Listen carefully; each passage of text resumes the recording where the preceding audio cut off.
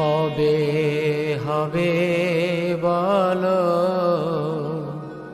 সেদিন reminds you of Krishna. Every sentence, every shloka of Srimad Bhagavatam reminds you of Krishna.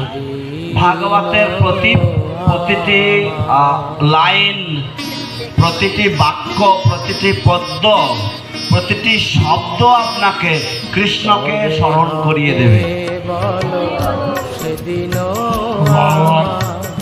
কবে হবে বলো